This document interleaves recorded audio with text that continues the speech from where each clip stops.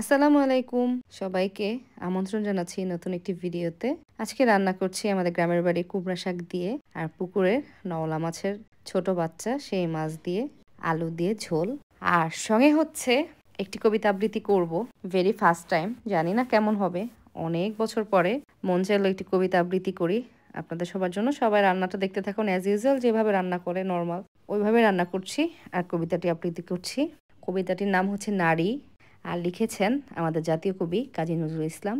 চলুন শুরু করা যাক। সাম্যের গান গাই, আমার চক্ষে পুরুষ রমণী কোনো ভেদাভেদ নাই। বিশ্বের যা কিছু মহান, সৃষ্টি চিরকল্যাণকর, অর্ধেক তার করিয়াছে নারী, অর্ধেক তার নর। বিশ্বে যা কিছু এলো পাপ তাপ, বেদনা অশ্রুবাড়ি, অর্ধেক তার আনিয়াছে নর, অর্ধেক তার নারী।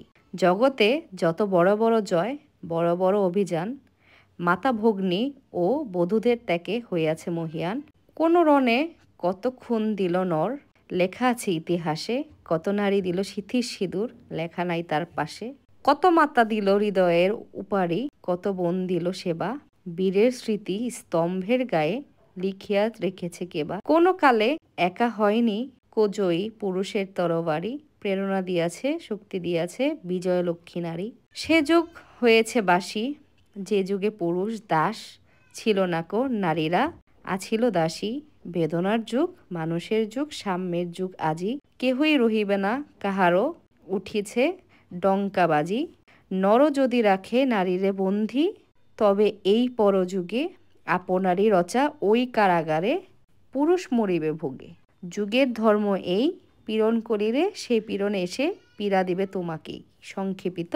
সম্পূর্ণ কবিতাটা বলা অনেক বড় হয়ে যাবে, জানি না কেমন হয়েছে, আপনাদের কেমন লাগলো অবশ্যই জানাবেন। চেষ্টা করলাম, আপনাদের যদি ভালো লাগে তাহলে হয়তো আপনারা যদি কেউ চান আমাকে গল্প লিখে আমার হচ্ছে কমেন্টস বক্সে কিংবা ইনবক্সে পাঠাতে পারেন। আপনাদের জীবনের গল্পগুলোই আমি তুলে ধরার চেষ্টা করব।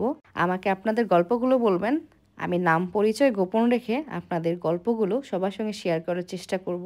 আমরা সবাই জানতে চাই, জানাতে চাই আমাদের এই পার্থিব জীবনে সুখ দুঃখ মিলিয়ে সব কিছু। আর এই কবিতা থেকে আমরা বুঝতে পারলাম একটা পুরুষ কখনোই কোনো নারীর ব্যতীত সফল হতে পারে না, কিংবা একটা নারীও কোনো পুরুষ ব্যতীত সফল হতে পারে না। আমাদের সবারই মা রূপে, বোন রূপে, স্ত্রী রূপে, মেয়ে রূপে যত রকম নারী আছে সব নারীকেই সম্মান করতে হবে। নারীদের সম্মান করলেই আপনারা একটি সুন্দর পরিবার পাবেন এবং সুন্দর একটি সমাজ পাবেন। আর একটি শিক্ষিত মা একটি শিক্ষিত জাতি দিতে পারে, এটা তো অবশ্যই আমরা মানি। পৃথিবীর সব নারীরা ভালো থাকুক, সুখে থাকুক, শান্তিতে থাকুক সেই কামনাই করছি।